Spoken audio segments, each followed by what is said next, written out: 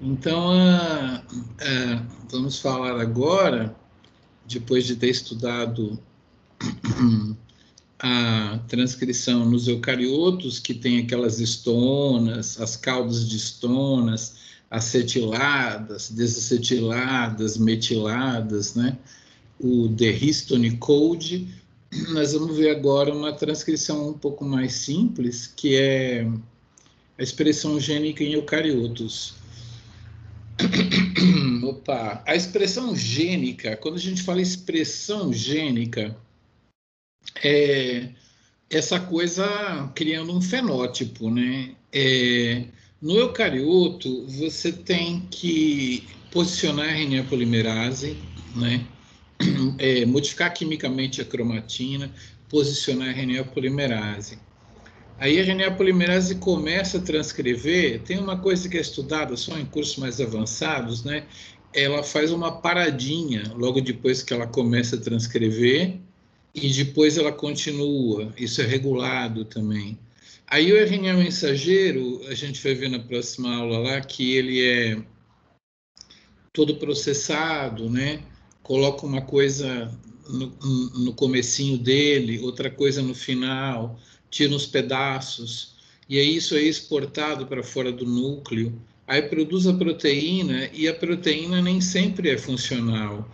Às vezes ela precisa ser fosforilada, metilada, acetilada, glicosilada, polideperriposilada, e às vezes tem proteínas que são parcialmente clivadas, né? Então, por exemplo, quando a gente tem uma coagulação do sangue, as proteínas são clivadas parcialmente por proteases, e aí elas formam aquela malha de coágulo. A insulina, por exemplo, ela é sintetizada como pré-proinsulina, e ela precisa ser, uma parte dela precisa ser comida para ela funcionar. Então, quando você fala em expressão gênica em eucariotos, sim, a proteína pode ter que ser exportada, né, para fora da célula. Enfim, quando você fala em expressão gênica em eucarioto, para você chegar no fenótipo, tem um monte de coisas. Agora, na bactéria, não. Falei tudo isso para falar que na bactéria, não. Expressão gênica é praticamente sinônimo de transcrição. Transcreveu, expressou, tá? Tem modificações? Tem, mas assim, basicamente o que mais manda no fenótipo da expressão gênica é a própria transcrição. Expressão gênica é uma coisa mais complexa, né? Mas em procarioto é praticamente igual à expressão. Então esse slide fala de algumas coisas introdutórias, né? Diferentemente da RNA polimerase de eucarioto, que vocês viram que ela é levada para o complexo pela subunidade F, tem um complexo ali, a RNA polimerase de procarioto, sim, ela liga DNA, tá? Ela fica varrendo o DNA, ela fica andando pelo DNA como se fosse uma patrulha, né? Fica andando por ali. Só que ela pode ser direcionada para promotores se ela se associar com uma substânciazinha chamada fator sigma, né? O fator sigma diminui a afinidade pelo DNA como um todo e aumenta a afinidade pelo DNA da região inicial do gene, que a gente chama de região promotora ou promotor. Como vocês sabem, existe aquela repressão generalizada da estrutura da cromatina, que empacota o nosso DNA. Isso não vai acontecer no procarioto. O DNA está virtualmente livre, exposto para ser transcrito. Não tem um núcleo, então você não vai ter sequer uma divisão entre transcrição e tradução.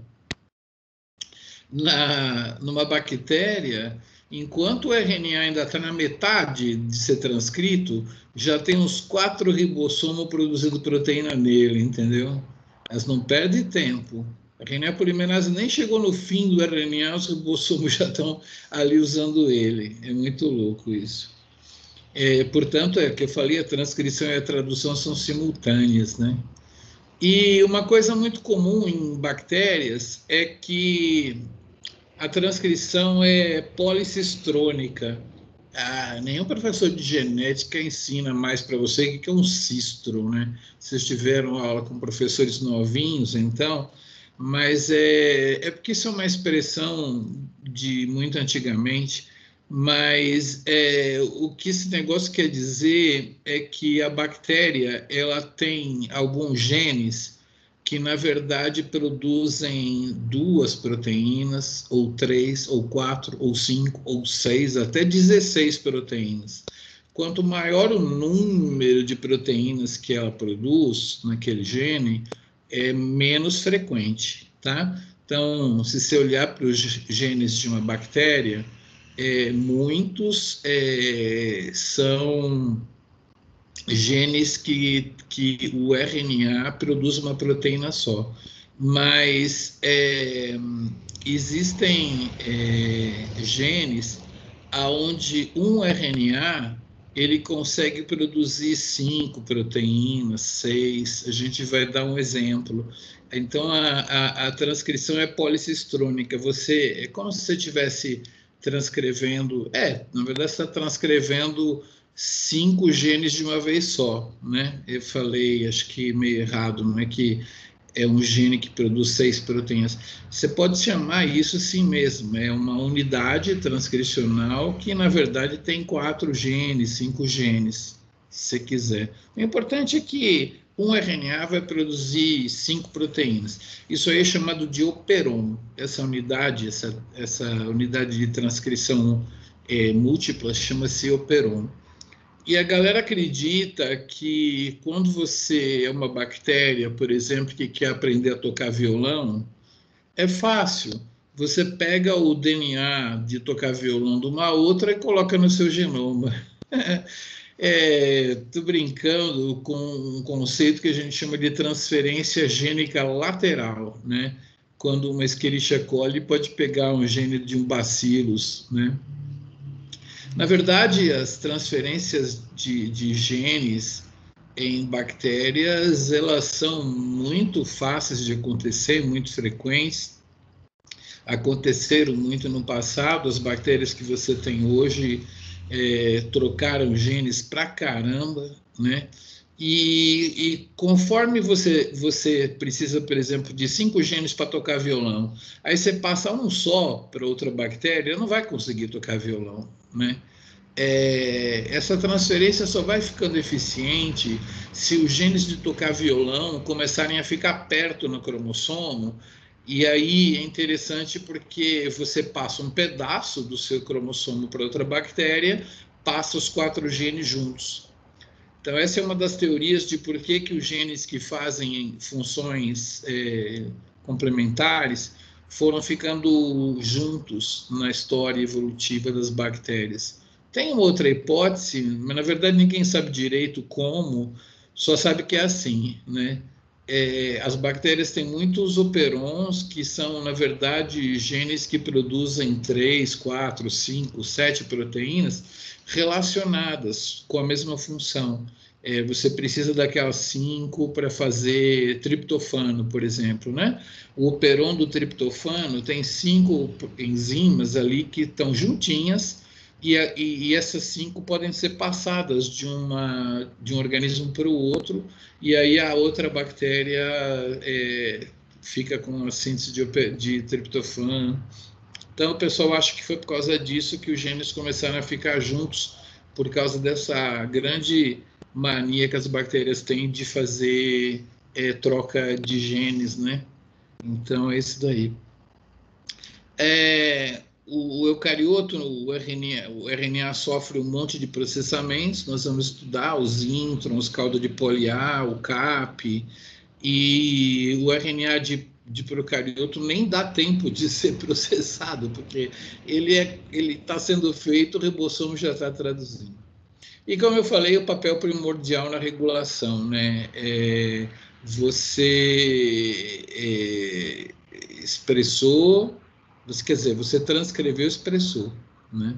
Você pode ter um aumento de até 1000 vezes na síntese de um RNA, E quando ele é produzido, ele produz um fenótipo. Quando ele não é, ele não produz, né? Então, bactéria transcreveu, funcionou.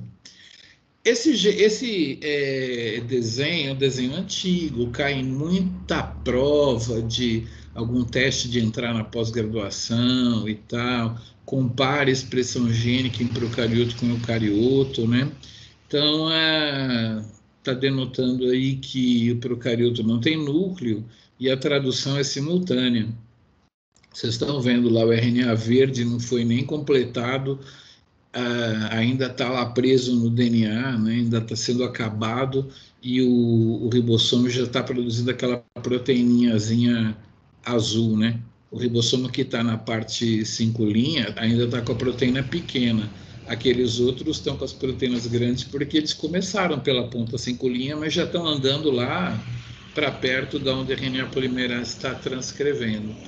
Agora, o RNA eucarioto se diz que ele precisa ser processado no núcleo, transportado para o citoplasma, aonde aí sim ele vai produzir as proteínas, né?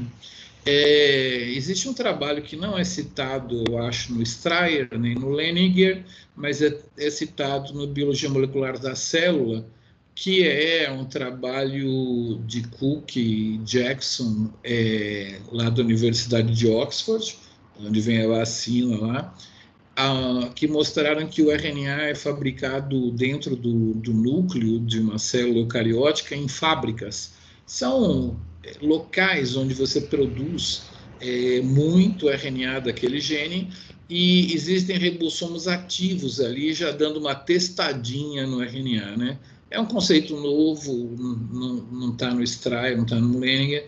Então, no Strayer e no Leninger, o RNA tem que sair do núcleo para encontrar um ribossomo, né? Então, mas existe essa novidade aí de que existem ribossomos dentro do núcleo que fazem um teste. Aí sim ele é exportado, e aí acontece isso que o desenho diz aí mesmo, né? Que a síntese é no citoplasma.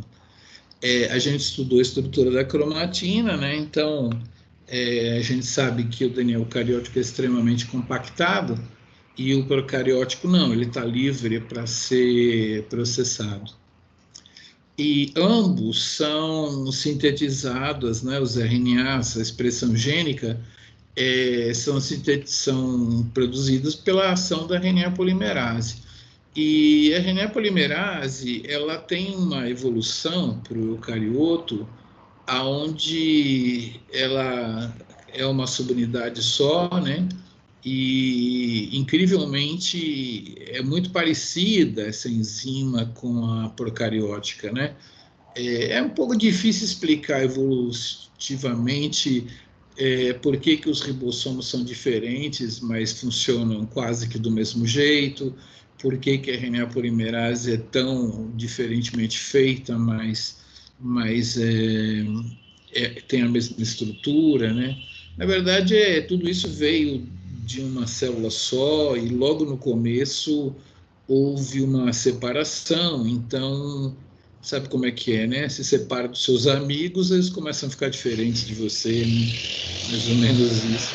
Mas olha só, a da esquerda ela é composta por duas subunidades alfa, a beta-linha, e o mais importante para a gente considerar ela uma enzima completa, tem uma subunidade sigma, que é o assunto principal de uma aula de transcrição em procariotos, é a subunidade sigma, né? Ela é complementar, ela se adere a essa estrutura aí, e ela cria a enzima realmente funcional, a holoenzima. Então, essa subunidade sigma aí é importantíssima, porque não existe só uma subunidade sigma. Tem uma subunidade sigma para fazer a sua vida de segunda a quinta, tem uma subunidade sigma que você só vai usar de sexta-feira, tem outra que você vai usar de sábado de manhã, outra que você vai usar de sábado à noite, outra que vai usar de domingo, né? Conforme a subunidade sigma, sua vida muda, né? Se você for uma bactéria. Então, vamos falar um pouco da subunidade sigma. Esse aqui é o fator sigma, né, que eu falei. E aí está a estrutura do que a gente chama de promotor. A região menos 10, né, que não existe zero. O mais um é a região do DNA que vai ser transformada em RNA, né? Vai ser copiada em RNA. A primeira base de RNA que vai ser feita, quando a gente olha no DNA, aquela posição é o mais um, né? Está representada por A ali, né? E realmente é quase sempre um A, o mais um. E aí a gente está vendo aqui uma representação da região menos 10. A região menos 10 ela é conhecidíssima no livro como Tata Box, na verdade é TATAT, né, em bactérias, Tata Box. Agora, esse tal de Tata Box, ele não é assim, T-A-T-A-T, ele é um consenso, tá vendo esses caras em verde aqui, ó? Então, a base mais frequente é TAT, né? Mas pode haver variações, né? Você olha esse cara aqui, é TATGGT. Isso aqui não, né? Você não está vendo o Tata aqui, não, né? Mas o consenso é Tata Box dessas regiões. Agora, a diferença é que, muito interessantemente, quanto mais próximo desse consenso for, mais forte é o promotor, tá? A força desses promotores aqui depende de quais as letras que estão aqui. Porque essa região menos 10 aqui, ela vai ser apontada para a RNA polimerase por essa alça aqui, ó, né? Essa alfa-hélice aqui, que vai reconhecer essa região menos 10 do fator sigma. Esse cara vai estar acoplado na RNA polimerase e é ele que vai trazer a RNA polimerase para cá, tá bom? Essa região aqui é interessante, mas não preciso falar nada dela, não. O mais importante é a menos 10, tá bom? Então, assim, tem a mais 1, aí tem a menos 1, menos 2, menos 3, menos 4, menos 10, esse cara aqui. Então, como é que a gente fala, né? Um promotor forte, ele vai ser capaz de fazer um RNA bacteriano médio, né? A cada 2 segundos. Então, Mississippi 1, Mississippi 2 fez um RNA. Mississippi 3, Mississippi 4 fez um outro RNA, né? Vocês sabem que americano conta segundos com Mississippi, né? Para sincronizar. Mississippi 1, Mississippi 2, Mississippi 3, Mississippi 4, Mississippi 5. Contou 5 segundos direitinho. Coisa de americano. Então, você faz um RNA a cada 2 segundos. Só que existem promotores fracos na vida de uma bactéria que ele faria um RNA a cada 10 minutos. A vida da bactéria tem 30 minutos, dentro ele faz os 3 RNA. Então, tem promotores muito fracos e muito fortes. Os fortes são aqueles promotores que têm mais afinidade pelo sigma, ou seja, eles são mais parecidos com TAT mesmo, né? O fator sigma é aquele cara que diminui a afinidade genérica por DNA, em vez dela ficar perdendo tempo patrulhando, aumenta a afinidade dela pelo promotor, e essa é a explicação bioquímica de por que ela vai para aí, né? Então, muito bem. Quer dizer, então, que eu falei de um fator sigma e do Tata Box. Só que eu falei do cara que trabalha de segunda a quinta, entendeu? Quando é sexta-feira, aparece um outro fator sigma e leva a RNA polimerase para outros promotores. Vamos estudar isso? O sigma 70, na Escherichia coli, tem esse nome, e ele leva a RNA polimerase para o promotor standard, né? Que é o promotor dos genes que ela precisa de segunda a quinta para comer, se alimentar, se mover, replicar o DNA. Todos esses genes de steady state da vida, do dia a dia dela, né? Tem na frente esse sigma 70. Agora, por exemplo, você coloca a bactéria numa temperatura muito alta, né? 45 graus, por exemplo. Ela vai entrar em choque térmico, as proteínas dela começam a abrir, assim, ficar instáveis, e aí aparece uma síntese de proteína especial que ajuda a estabilizar as proteínas e responder ao calor, que é a resposta de choque térmico. Como que essas proteínas aparecem, né? Para essas proteínas aparecerem, o sigma 32 aparece e aí ele controla toda a resposta de choque térmico. Ele leva a RNA polimerase para esses promotores que estão em rosa aí, e aí essas proteínas são fabricadas, tá? Então, para uma bactéria mudar o estilo de transcrição dela, são esses fatores sigmas aí os caras mais responsáveis, tá? Tem um exemplo aí do sigma 54, que é quando esgota o nutriente, né? Principalmente a falta de nitrogênio, aí ela faz uma outra espécie de transcrição que deixa ela mais apropriada a descansar, né, ficar desligada, que são as proteínas dos promotores de falta de nitrogênio.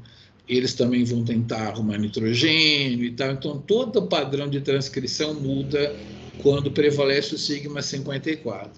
Não vale me perguntar como é que uma RNA polimerase produz o sigma 32 ou o sigma 54 se a transcrição depende de sigma. É que, na verdade, eu já vi um seminário sobre isso, é complicadíssimo. Esses sigmas, eles estão fabricados lá, mas eles são degradados. Uma protease come a outra, come a outra, come a outra e come o sigma 54. Aí, conforme acaba o nitrogênio, eles param de comer o sigma 54 e ele prevalece, tá? Então, assim, eu vou resumir. Como que um aparece em detrimento do outro? Proteases, tá? Que aparecem ou somem, tá bom? Então é assim que funciona.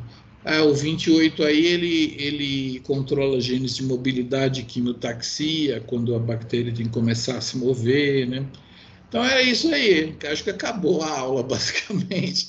Eu tenho que falar alguns detalhes, mas assim, a transcrição em procarioto qual sigma que está funcionando, define o que vai funcionar. Muito bom. Essa figura do Strayer, vocês que são meus alunos, conhecem a estrutura das moléculas, estão vendo aí que o desenhista do Strayer falou que a transcrição ela ocorre na direção 5' para 2', né? Olha lá o maluco, o que ele fez? Esse desenho é do Strayer, pode procurar no seu Strayer. Geralmente o primeiro nucleotídeo colocado é um A ou um G, mas geralmente é um A, aqui a base, 1', 2', 3', 4', 5', 3 fosfatos. O RNA realmente fica com 3 fosfatos aqui na pontinha, e o Mané, ele ligou o fosfato do outro, né, porque está crescendo aqui, ele ligou o fosfato no 2'. É aqui que ele tinha que ter ligado, meu Deus do céu, né? Então, parece que a síntese está sendo feita de 5' para 2', né? Mas, na verdade, não, é de 5' para 3', que o desenhista ligou esse fosfato no lugar errado. Aqui que é o 3', ó. 1', 2', 3', 4', 5', né? Então, é uma zoação aqui com o desenhista do Strayer, esse desenho. Eu nem sei se está assim. Acho que tem Strayer online, né? Vou procurar para ver, mas a última vez que eu peguei estava com esse erro patético aqui. Vocês sabem que toda transcrição inicia sem nucleotídeo prévio, a DNA polimerase é muito chata, por isso que tem primer para fazer DNA. Ela não se atreve a começar. A RNA polimerase se atreve, o primeiro é quase sempre um A, ela não tem atividade editorial, então vai acontecer um erro a cada 10^4 ou 10^5. Oxalá seu namorado errasse com você uma vez em cada 100.000 vezes, né? Tava bom. Então, assim, é uma taxa de erro que existe, mas que também não é tão grande coisa, porque afinal de contas, você não está fazendo um filho aqui, você está fazendo um RNA, logo depois você vai fazer outro, né? Mississippi 1, Mississippi 2 fez um, Mississippi 3, Mississippi 4 fez o outro. Então, se sair um erro num, o outro vai sair bom, tá? Mas ela tem uma chance de erro assim grande, vou pular esse. Bom, agora para complementar nossa aula, né, já expliquei que o sigma é a coisa mais legal.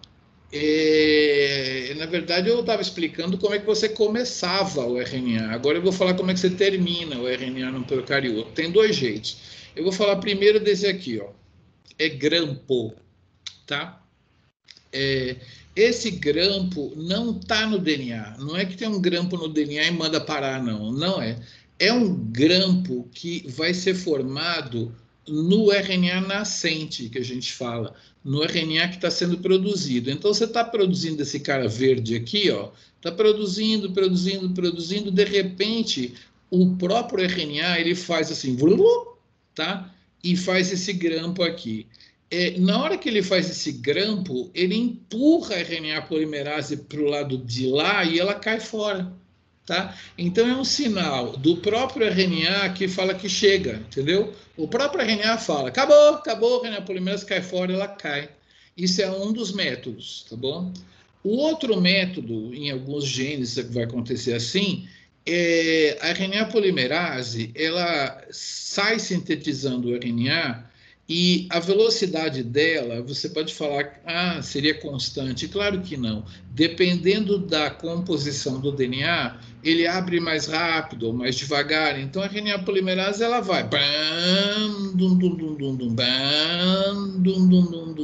Ela dá umas diminuídas, tá bom? E existe uma proteína que foi descoberta por aquela cantora chamada Rosana, né? Como é que é? Assim, como uma deusa, você me mantém. Vocês conhecem a cantora Rosana? Essa música eu conhecia, mas que era dela, não. Não, né? É muito engraçado. Cada turma de biologia que eu pergunto, vocês conhecem a Rosana? A pessoa, claro. Na turma seguinte, Rosana, quem é a Rosana? Aí depois na outra turma, vocês conhecem a Rosana? Claro, a Rosana. É muito engraçado, é recorrente isso. No próximo ano todo mundo vai conhecer a Rosana. A proteína Rho é uma proteína que está desenhada aqui, ela gira, gastando ATP aqui, ela começa pelo 5' e ela vai seguindo o RNA. Então, conforme a RNA polimerase vai, ela vai atrás, girando, né? Aí a RNA polimerase fala assim, meu Deus, a Rho vai chegar, eu vou mais rápido. E aí ela... E aí a RNA polimerase dá uma paradinha, ela chega perto e pimba, desloca a RNA polimerase lá para trás, né? Vocês viram o jeitão que a RNA polimerase ela desloca lá para trás. Então, é uma caça da Rho a RNA polimerase.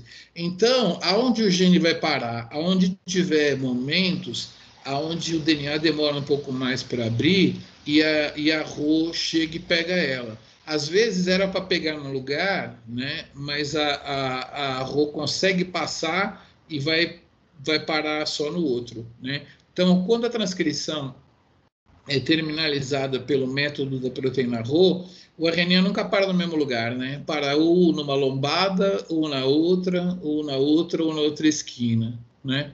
Que são os pontos onde ela demora mais, porque é uma perseguição. Então, metade dos genes, vamos dizer, usa esse mecanismo, a outra usa esse mecanismo, mas eu já expliquei para vocês duas coisas que eu costumo deixar muito claro, que é aonde uma proteína, onde um RNA começa, onde ele acaba, né? No procarioto ele começou por causa do fator sigma e aqui ele terminou ou por causa do grampo ou por causa do Rho, né? Muito bem. Já falei então que o controle ele é positivo nos eucariotos, você tem que fazer uma força enorme para modificar quimicamente as histonas, tem que fosforilar a H1 para ela sair de lá, tem que fazer todo um trabalho de controlar positivamente, assim como está controlando com essa placa, né? Essa placa diz positivamente para onde você pode ir, enquanto que nos eucariotos desculpa, nos procariotos, a placa de sentido obrigatório, ela diz que essa rua só vai para cá, então você não pode entrar, ao contrário, senão você vai bater com esse gol aqui que está vindo, né? Mas você pode ir reto, você pode virar direito aqui na São João, né? Você só não pode entrar na São João à esquerda, então isso aqui é um controle negativo. É isso que impera nas bactérias, por quê? Óbvio, porque o DNA delas está todo aberto, né? Está todo acessível para ser transcrito. Então a RNA polimerase acha o tata-box e vai embora, né?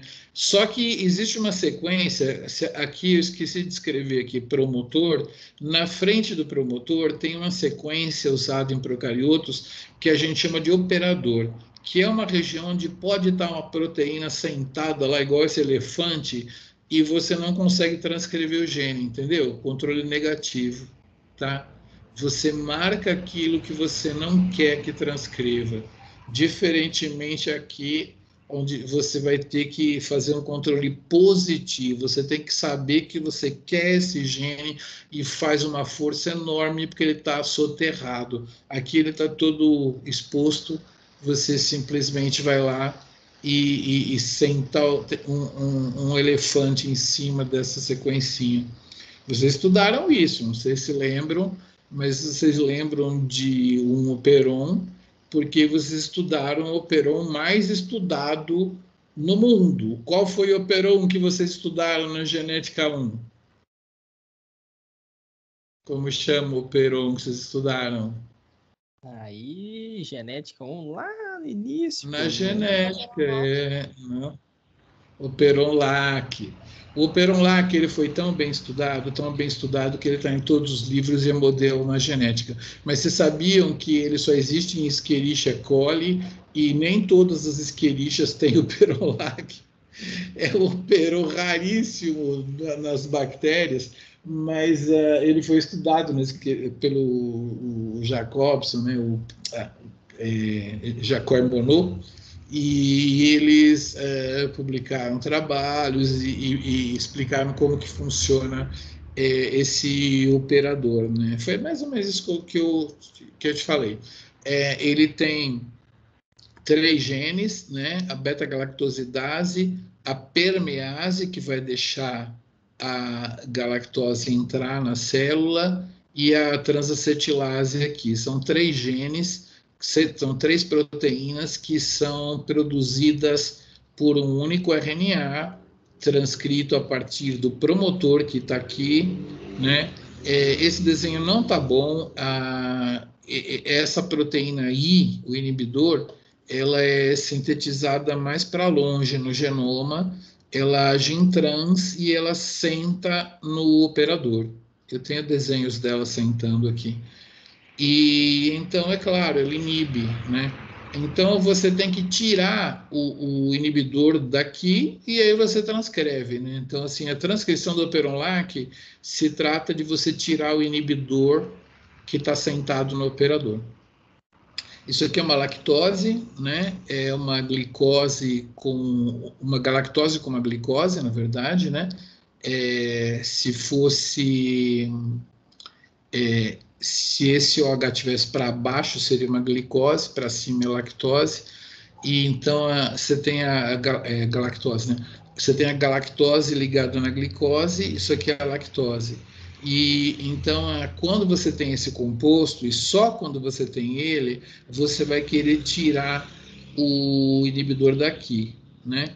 Então, e ele vai ser degradado assim, desse jeito, né? A galactose fica para cá, a glicose fica para cá. Em biologia molecular, eu não vou falar hoje, mas vou falar depois, a gente dá um composto para as bactérias chamado X-Gal. Ele é parecido quimicamente com isso daqui, e esse gene da beta-galactosidase, ele consegue clivar bem aqui, ó, entre um e outro. Pá, tá? E aí, esse gene da beta-galactosidase aqui, quando ele funciona, ele consegue fazer isso. Quando ele não funciona, ele não consegue fazer isso. Então, a gente usa ele para reportar se um gene está funcionando ou não. Se produziu esse cara aqui, o sistema está funcionando. Se não produziu, não está funcionando. Depois eu mostro um plasmídio que a gente usa em biomol e que tem esse sistema.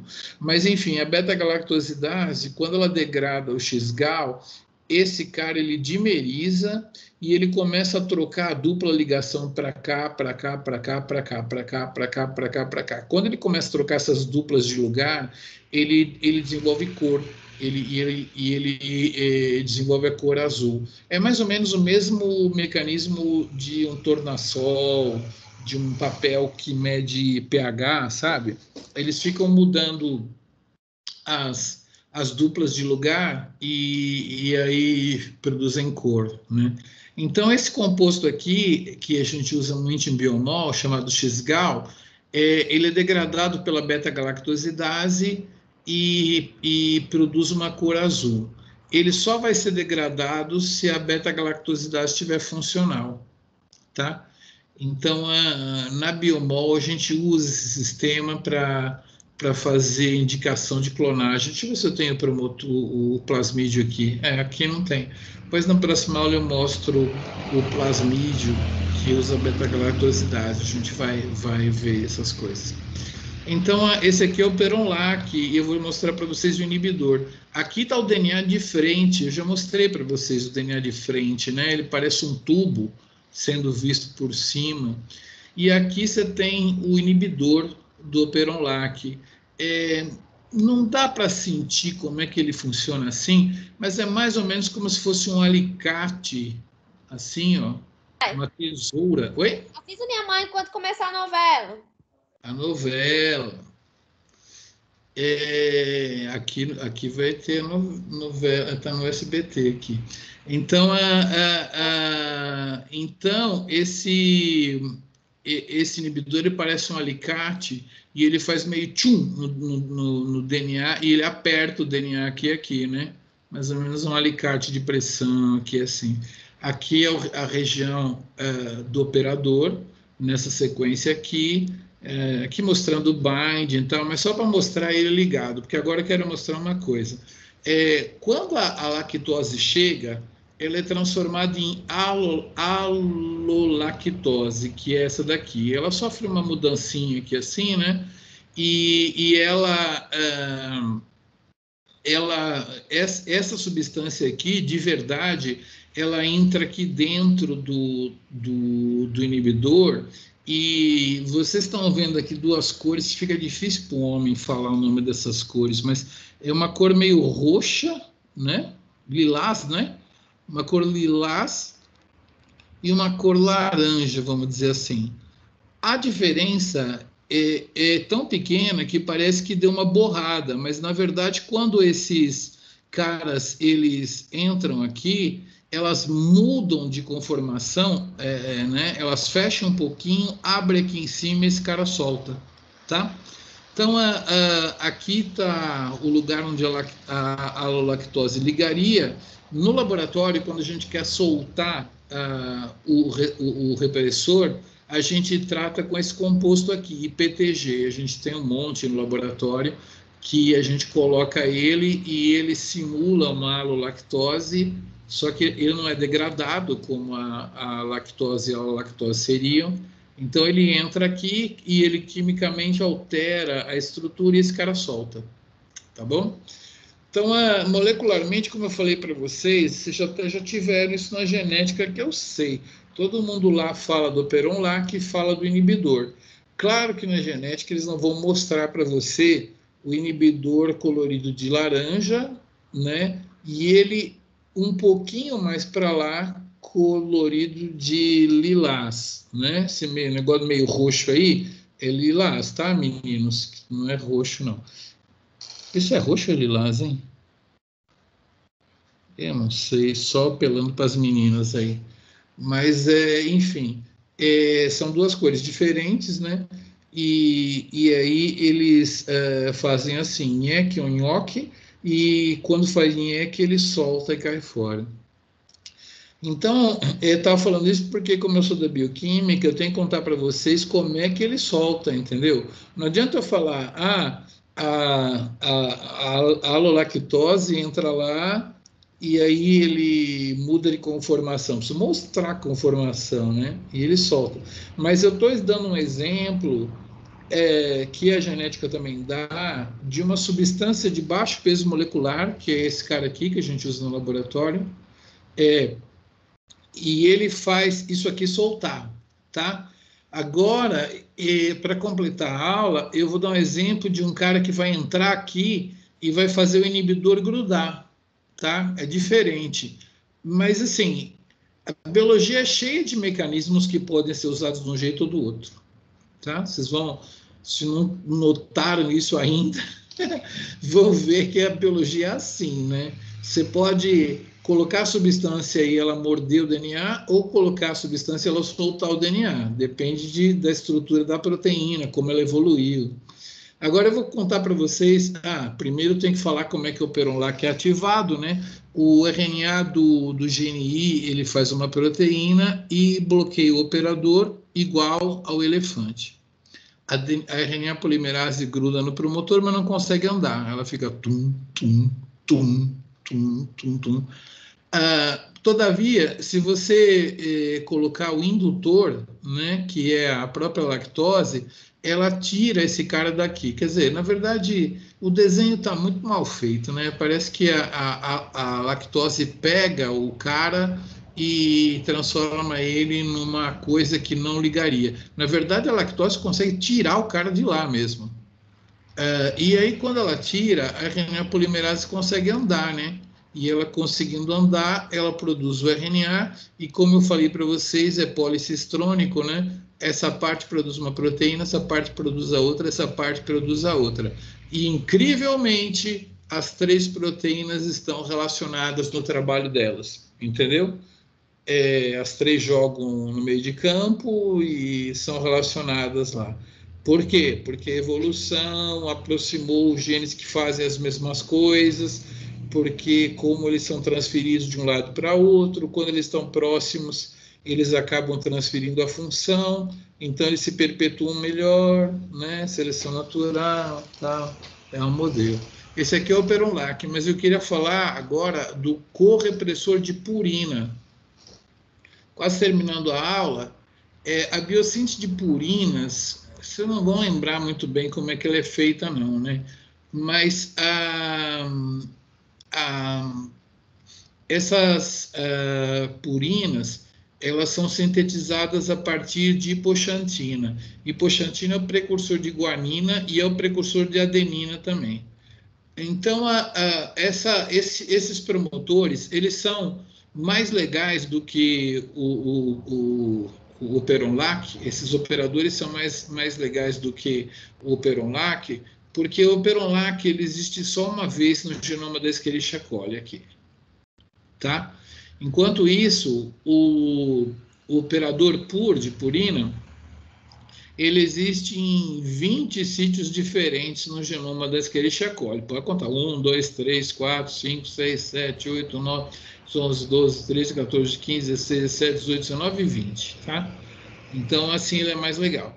O Operon-LAC só existe em Escherichia coli. O Operon de purina existe em várias enterobactérias e tal. Aqui está o sítio do operador, né, que é o cara que tem a função de ligar o elefante. Só que o elefante aqui, ele não está ligado. Ele vai ligar quando tiver muita guanina ou hipoxantina, que são produtos dele, entendeu? Isso aqui a gente chama em biologia de retroalimentação. Na verdade, em qualquer circuito, você chama isso de retroalimentação. Você tem 20 locais onde você está produzindo purina.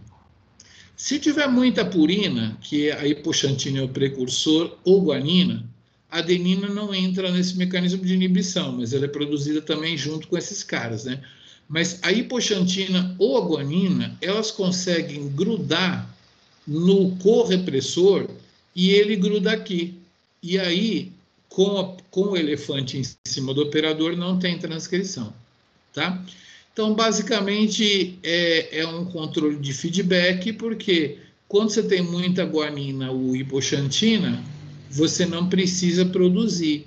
Então, elas ajudam o repressor grudar aqui e bloquear a transcrição, tá?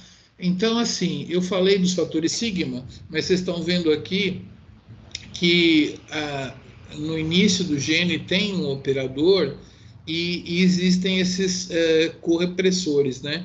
Que ou ele pode sair daí quando você gruda uma coisinha nele, ou então, nesse caso, ele vai grudar aí quando você coloca uma coisinha nele, né? Nesse caso que eu estou explicando para vocês, é um feedback, né? Tem muita guanina e hipoxantina, vamos fechar esses genes para não gastar energia à toa. Aí você vai lá e desliga eles. Acabou a guanina e hipoxantina, o cara solta e funciona, tá? É um mecanismo bonitinho, né? Baseado na presença dessas estruturas chamadas operadores, tá bom? Então, acho que o meu tempo acabou por hoje. Eu não sei se eu vou esticar com vocês hoje, porque depois eu tenho mais uma coisinha para falar. E então, na próxima aula, eu tenho mais um tempinho para falar do operon triptofano. Vou só dar uma palhinha. Acho que dá para falar do operon triptofano agora. Então, vamos lá, vocês aguentam mais 5 minutinhos aqui? Aguenta, Fala aí. Vamos lá do operon triptofano, que já é um operon, né? Vocês têm operon lá, que provavelmente vocês têm operon triptofano numa aula meio corrida, e como não se desce a muito detalhe com ele, fica difícil de entender. Às vezes, na biologia, vocês vão dar aula, você precisa ensinar mais do que você quer para conseguir a abstração, né, do seu aluno, para que ele consiga se ver lá dentro da célula. Às vezes, os detalhes são a alma do negócio, que é para mais ou menos como se ele estivesse vendo você girar o conhecimento na cabeça dele, né? Então, o operon triptofano, ele tem 5 enzimas. Você vai pegar o precursor, que é o corismato, e produzir triptofano com 5 enzimas. Como eu falei para vocês, é um operon, como eu falei para vocês, as 5 enzimas vão estar sempre juntas, né? Isso é chamado de controle pós-transcricional, mas eu não vou me pegar nesse nome, não. Eu só vou falar assim, o desenhista, ele foi muito econômico, porque esse RNA que está sendo feito aqui assim, ó, se ele for lá para fora do slide, ele vai passar em cima da região que produz o gene 1, o gene 2, o gene 3, o gene 4, o gene 5. Eles estão todos aqui para a direita e o desenhista não desenhou, o que eu acho uma tremenda sacanagem para o seu entendimento, porque o que vale são os genes que estão lá para trás, tá? 1, 2, 3, imagina aqui 5 genes. 1, 2, 3, 4, 5, que o desenhista não desenhou, coitado do desenhista. E aqui você está transcrevendo, né? Mas aí, além daqueles 5 que são muito importantes, tem um sexto, que, na verdade, é uma proteína ridícula. Eu acho que são 13 aminoácidos, a metionina, 1, 2, 3, 4, 5, 6, 7, 8, 9, 10, 11, 12, 13, 14, 15, né? Eu errei. Esses aminoácidos aqui, W, são triptofanos.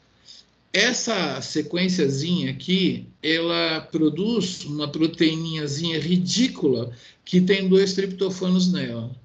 Isso significa que, se eu tiver triptofano já na célula, o meu ribossomo vai andar, porque ele vai conseguir produzir isso aqui, tá? Ele vai andar. No que ele anda? Ele puxa essa região rosa já para dentro dele. É mais ou menos assim, o ribossomo está na cola da RNA polimerase se tiver triptofano, tá? Porque ele passa por aqui e ele puxa essa parte rosa, tá? Que é do mal,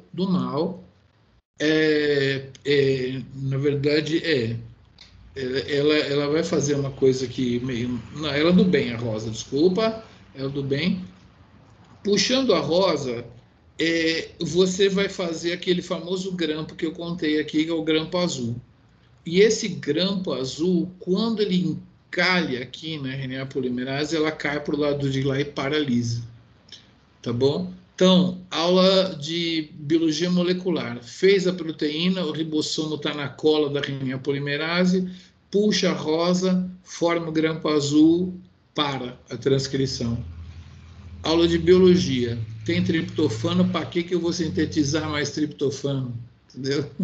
Aula de biologia. Tem triptofano, está provado aqui, porque essa molécula foi feita, né?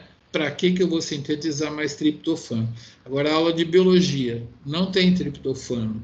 O ribossomo está tentando fazer aquela proteína, mas não chegou o triptofano para ele por aqui, ele ficou parado. Se ele ficou parado, a alça rosa, ela se faz, porque ela não está dentro dele, né? Ela se faz, e quando ela se faz, ela inibe a alça azul. A alça rosa, ela se forma fora da parte que podia atrapalhar, e a azul não se forma. Então, a RNA polimerase, ela fala assim, beleza, vou continuar. Ela continua e ela produz o gene 1, gene 2, o gene 3, gene 4, o gene 5. Esses caras produzem proteína, as proteínas são enzimas e elas vão produzir triptofano para a célula, tá? Então, quando tem triptofano, a síntese para. Quando não tem, a síntese continua, tá? Então, esse é um mecanismo muito interessante, muito interessante. Ele mostra para nós as maravilhas da evolução, porque isso ocorre pela primeira vez ao acaso e funciona muito mal, e aí a seleção natural faz com que aquelas pequenas melhorias façam com que você tenha mais descendentes, né? Então, a seleção natural do Darwin explica claramente como que melhorou esse sistema. Mas como que ele surgiu, a gente tem um cara chamado Kimura, que propõe evolução neutra, e isso se chama neodarwinismo, né? Para vocês que estudam evolução, a gente explica o aparecimento das coisas não pela seleção natural. A seleção natural é a melhoria. Alguém inventou o primeiro celular, né? Foi o cara da Apple, o primeiro smartphone. E aí depois a competição melhorou ele, né? Melhorou bastante ele, os concorrentes, os androides e tal, agora os chineses, né? A competição é a seleção natural. Mas a gente chama de neodarwinismo essa proposta de que aparecem coisas ao acaso para serem selecionadas. Então, o primeiro apareceu e foi selecionado. Isso aqui é uma maravilha da evolução. Mas o próximo slide, para terminar a aula, é a maior maravilha ainda, porque eu não sei como isso se explica, mas aquele sistema que existe para triptofano, do peron-triptofano, também ocorre para o peron de treonina, também ocorre para o peron de fenilalanina, e também ocorre para o peron de histidina. Eu não estudei a fundo como isso pode ser originado, ninguém nunca me deu uma aula disso, mas eu acho maluco como que aquele sistema complexo ele acaba sendo adaptado para outros aminoácidos também. Provavelmente por mutação daquela primeira proteína, mas olha, aqui está representada a proteína líder, né, que é essa daqui, que é essa daqui, né, para os demais operons, né? Então, esse aqui é o operon da treonina, né? Você tem aqui a THR, THR, THR, THR, THR. Olha só, essa proteína líder, ela é cheia de treonina e também de isoleucinas, porque a síntese é relacionada. Esse aqui é o de fenilalanina, olha quantos fenilalanina que ele tem aqui. Isso aqui é um sensor, né? Você pode chamar de sensor. Se tiver fenilalanina, o ribossomo passa por aqui e aí vai bloquear. Se não tiver fenilalanina, o ribossomo para e aí vai fabricar as enzimas. E esse aqui é o operon de histidina. Olha aqui a proteína sensor, quantas histidinas tem. Tá? Então, na verdade, a gente costuma dar aula, pelo menos na genética, se dá aula de operon triptofano, mas aqui na Biomol a gente fala que, de uma maneira maluca, existem outros operons que funcionam exatamente com o mesmo sistema, né? Então, foram mutações dessa proteína sensora, e isso foi usado com outras enzimas lá mais para frente, né? O sistema se montou pelo menos 4 vezes independentes na história da vida nesse planeta, né? Eu gostaria de saber quem apareceu primeiro, como que um evoluiu a partir do outro. Eu até pus um aluno meu para estudar isso daí. Ele tem algumas evidências, mas ele tinha que se formar. Ele não terminou esse estudo aí, não. Mas é muito interessante, né? A gente fala do operon triptofano, né, que tem esse controle. O pessoal chama de pós-transcricional, porque, na verdade, está transcrevendo e traduzindo ao mesmo tempo, né? Depois que já começou a transcrição, você controla ele. Mas esse nome não importa. O que importa é essa coisa linda de que, se o ribossomo estiver na caça da RNA polimerase, ele puxa aquele rosinha e paralisa a transcrição. E por que ele paralisou? Porque ele passou por aquela região amarela. Se ele não consegue passar pela região amarela, a alça rosa se forma e não deixa a azul se formar. A rosa se forma mais para fora, então ela não atrapalha, e aí a azul não se forma, e aí então você tem a produção das enzimas. E esse sistema super complexo, super bonito, que para aparecer uma vez só já foi meio complicado, né? Ele aparece mais outras 3 vezes, né? Então, você tem esses operons aqui também. Eu acho essa história maravilhosa. Eu nunca consegui estudar qual que apareceu primeiro. Eu tenho essa curiosidade. Vou tentar dar uma lida aí para ver se tem. E tem até uns experimentos que eu tenho uma aluna lá que dá para fazer, para ver se ela consegue me contar alguma coisa sobre a origem desses operons aqui. Acho que é isso, mais ou menos, né? Então, a gente falou da transcrição em procariotos. Eu realizei aqui que, na verdade, essa aula de hoje ela faz parte da tarefa 5 também. Porque eu estava olhando a tarefa 6 já fala mais da próxima aula, tá? Então, se vocês quiserem fazer uma pergunta sobre procariotos, é só assistir essa aula e propor uma pergunta de qualquer coisa que vocês viram aqui, né? Por exemplo, comparar um operon com outro, né? Um faz grudar, outro faz sair, né? Qualquer coisa, tá bom? É mais para vocês treinarem o conhecimento que foi exposto aqui, né? A tarefa número 5, ela é livre, você faz a pergunta e você responde. Então, deixa eu paralisar aqui a minha gravação de hoje.